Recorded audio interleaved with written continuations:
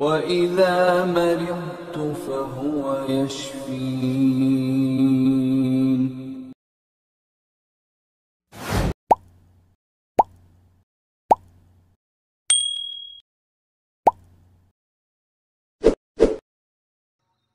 Baik Bapak Ibu sekalian, sekali lagi karena ada yang terlambat tadi, kita baca kembali talbiyah secara bersama-sama. Labbaik Allahumma labbaik, labbaik la syarika laka labbaik, innal hamda wan ni'mata laka wal mulk la syarika lak, labbaik Allahumma labbaik, labbaik la syarika laka labbaik, innal hamda wan ni'mata laka wal mulk la syarika lak. Baik Bapak Ibu sekalian, yang pertama yang paling perlu kita perbaiki sebelum kita menjalankan ibadah umrah adalah meluruskan niat. Ya, meluruskan niat ketika kita menjalankan ibadah umrah. Kenapa? Karena niat inilah yang menjadi faktor penentu diterima atau tidaknya amal ibadah kita. Boleh jadi seseorang melaksanakan ibadah terkait dengan ibadah akhirat, tetapi justru dia mendapatkan dosa karena melaksanakan ibadah tersebut. Tidak dapat pahala dari Allah Subhanahu wa taala, justru mendapatkan dosa. Dan betapa banyak orang melaksanakan ibadah tapi justru ibadahnya tidak diterima oleh Allah Subhanahu wa taala. Kenapa? Karena ada unsur dunia di dalamnya. Di dalamnya ada ria, ingin dilihat. Di dalamnya penuh dengan sum'ah, mengumbar ke sana kemari, dijadikan sebagai kebanggaan. Dia bangga karena pergi umrah. Akhirnya sengaja diperlihatkan kepada manusia. Akhirnya hilang niatnya karena Allah. Dia lebih mengutamakan mencari ridho manusia, agar manusia memujinya, agar manusia melihatnya. Maka tujuan ibadah yang semestinya untuk Allah Subhanahu wa taala tercederai dengan salahnya niat. Oleh karena itu, yang paling pertama dan paling utama yang harus kita benahi adalah meluruskan niat betul-betul karena Allah Subhanahu wa taala. Di dalam Al-Qur'an Allah Subhanahu wa taala memberikan tuntunan yang indah kepada kita. A'udzubillahi minasyaitonir rajim. Wa ma umiru illa liya'budullaha mukhlishina lahuddin. Dan tidaklah mereka diperintah kecuali agar mereka liya'budullah, beribadah kepada Allah dengan mengikhlaskan niat-niat mereka untuk menjalankan agama ini. Jadi niat ini sangat perlu untuk ditata sebelum kita melaksanakan ibadah. Bukan hanya ibadah umrah, semua jenis ibadah. Kita ingin sholat, niatnya harus karena Allah. Kita ingin berzikir, niatnya harus karena Allah. Kita ingin bayar zakat, infak, sedekah, niatnya harus karena Allah Subhanahu wa taala. Tidak boleh karena ingin dikatakan sebagai dermawan. Tidak boleh kita sholat, berzikir, membaca Al-Quran hanya karena ingin mau dikatakan sebagai orang soleh, orang alim, ya orang baik. Tidak boleh kita pergi umrah untuk sengaja diperlihatkan kepada manusia agar mereka ridho dan dijadikan sebagai kebanggaan. Tidak. Tapi kita berangkat umrah betul-betul karena ingin semata-matakan Allah. Kita ingin memenuhi panggilan Allah. Di dalam Al-Quran Allah memanggil kita. Nabi Ibrahim diperintahkan oleh Allah agar Nabi Ibrahim bersuara, berteriak untuk memanggil umat manusia datang ke Baitullah melaksanakan ibadah haji dan ibadah umrah.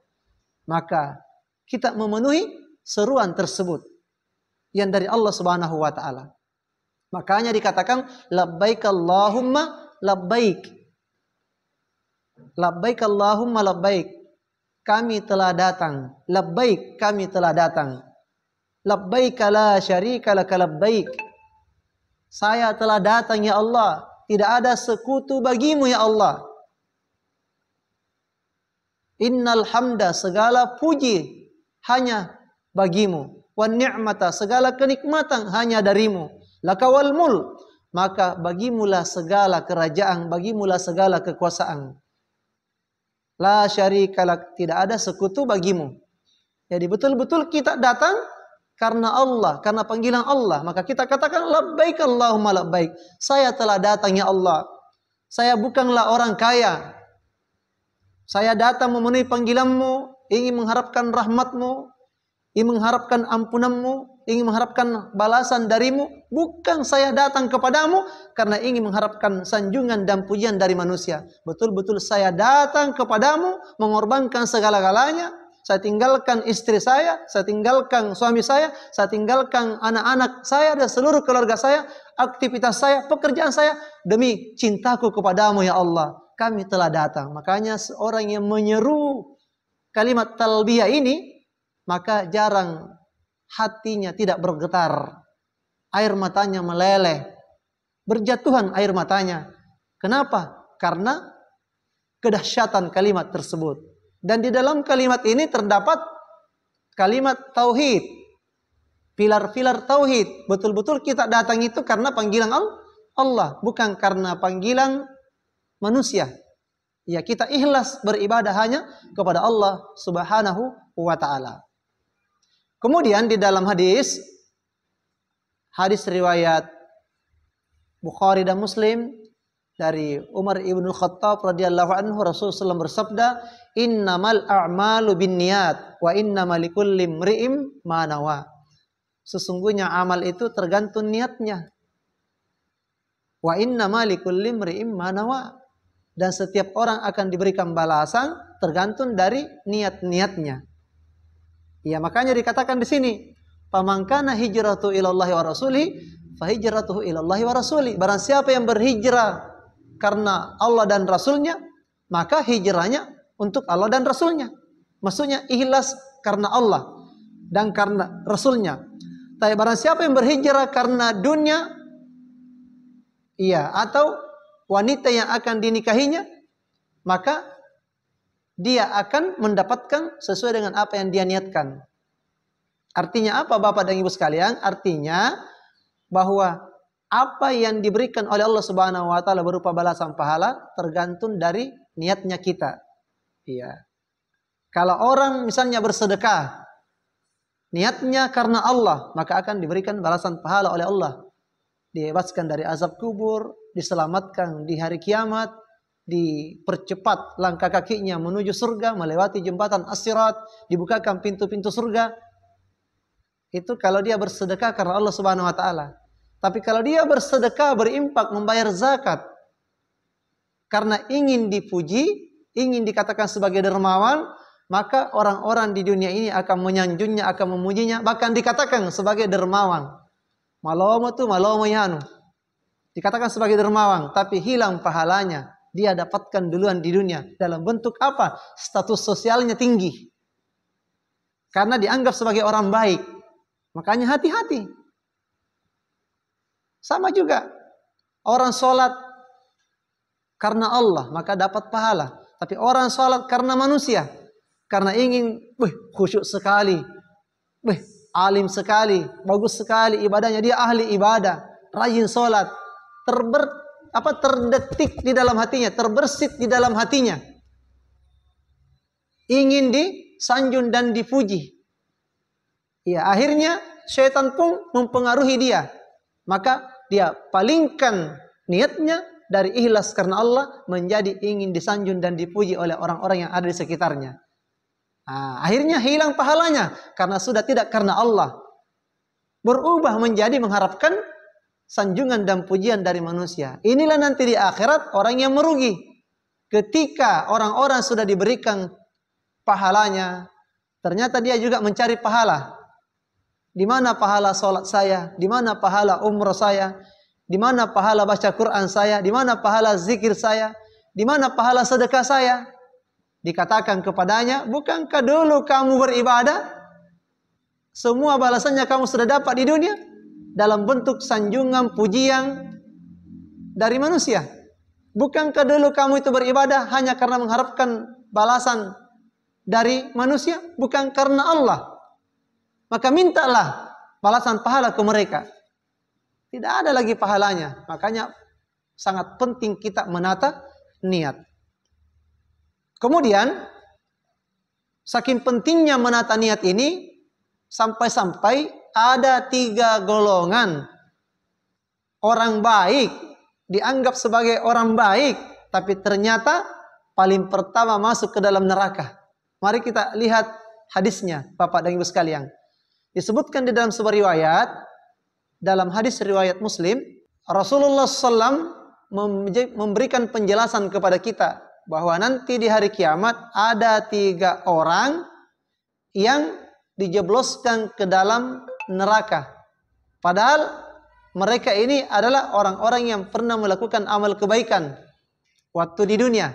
Yang pertama yaitu orang yang rajin bersedekah, orang kaya yang rajin bersedekah. Dia memanfaatkan hartanya di jalan Allah, bersedekah pagi, siang, sore, dan malam. Tetapi justru dengan sedekahnya tersebut dimasukkan ke dalam neraka. Yang kedua, orang yang mati syahid. Dia berperan di jalan Allah, memerangi kekufuran, memerangi orang-orang kafir. Dan dia syahid di medan laga.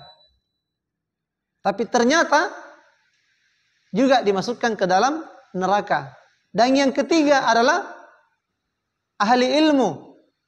Dia menguasai ilmu agama, menuntut ilmu agama, dia mengajar Al-Quran, mengajar ilmu agama, tapi juga dijebloskan masuk ke dalam neraka. Terjadi dialog. Yang pertama yang dipanggil adalah orang yang belajar ilmu agama. Dikatakan, kamu telah diberikan kesempatan hidup oleh Allah. Kau kemanakan waktu yang telah diberikan kepadamu? Maka ahli ilmu ini, ulama ini menjawab, saya telah memanfaatkan segenap waktu saya untuk menuntut ilmu. Setelah saya dapat ilmu, saya ajarkan ilmu tersebut. Ya. Lalu dikatakan, kamu itu menuntut ilmu bukan karena Allah.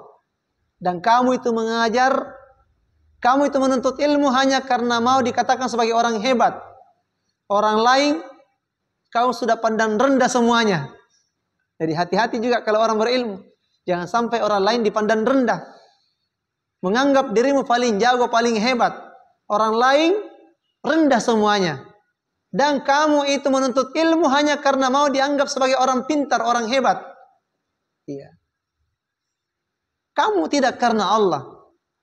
Bahkan kamu mengaji, baca Al-Quran, sengaja kau perbaiki bacaanmu untuk mengharapkan sanjungan dan pujian dari manusia. Bukan karena Allah. Wahai malaikat, ambil orang ini, seret. Dia masuk ke dalam api neraka. Akhirnya orang itu diambil oleh malaikat, diseret masuk ke dalam neraka. Padahal yang dia kerjakan itu kebaikan. Tetapi hanya karena salah niatnya. Jadi jelas-jelas ilmu agama yang dipelajari itu baik, mulia, agung. Tetapi karena niatnya keliru, niatnya salah, maka dimasukkan ke dalam neraka. Kemudian yang kedua, yaitu orang kaya yang dermawan. Nanti di akhirat dipanggil. Kau kemanakan rezeki, nikmat yang telah diberikan kepadamu?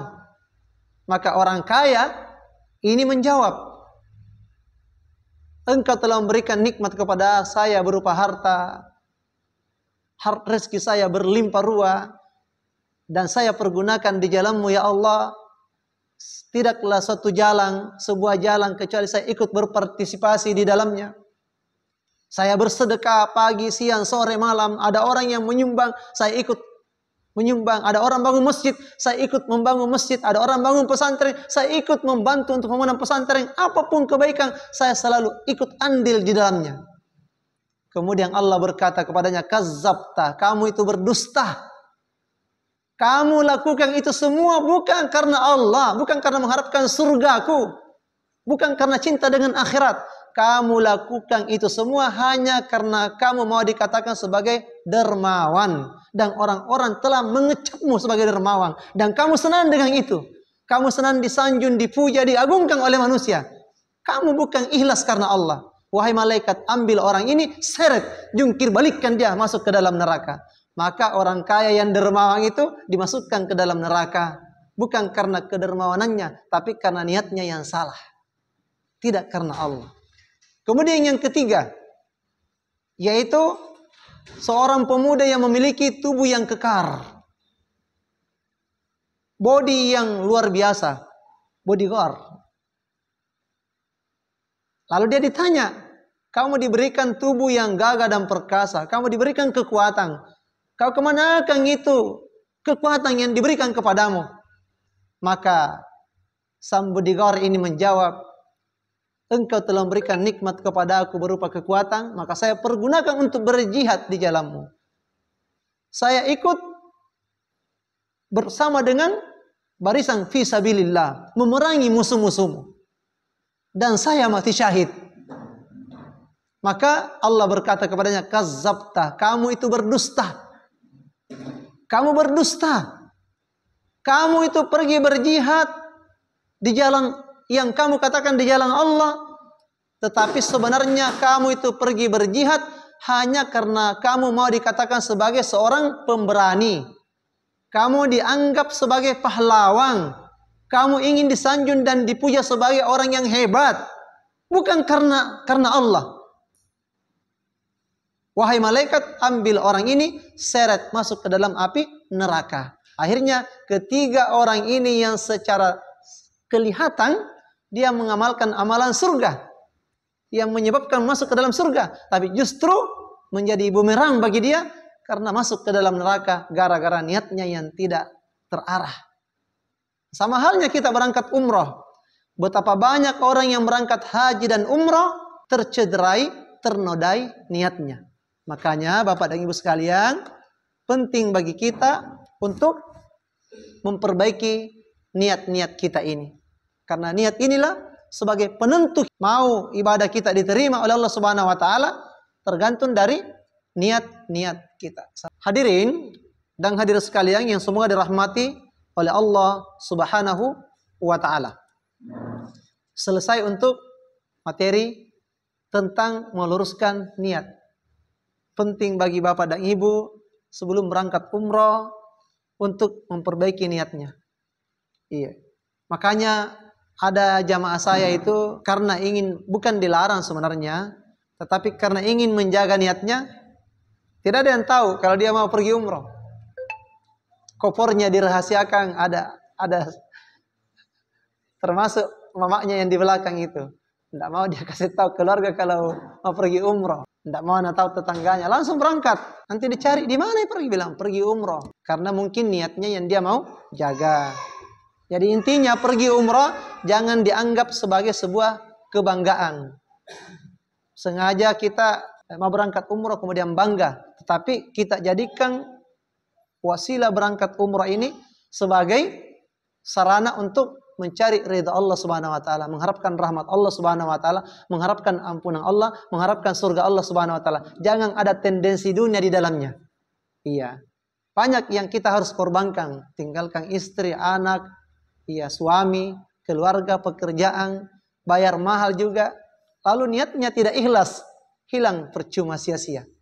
Makanya dikatakan di dalam Al-Quran, wa qadimna ila ma'amilu min amalin faj'alnahu haba'am mansura. Dan kamu akan dapati amal-amal mereka hanyalah seperti debu-debu yang berterbangan. Tidak ada artinya, tidak ada nilainya. Kenapa? Karena tidak dibangun di atas pondasi yang bagus, di atas tauhid yang bagus, dan di atas niat yang ikhlas. Akhirnya apa yang terjadi? Amal solehnya, salatnya, sedekahnya, zakatnya, umrohnya, hajinya, semuanya hanyalah seperti debu-debu yang berterbangan di akhirat. Tidak ada nilainya. Kenapa? Ikhlasnya tidak ada.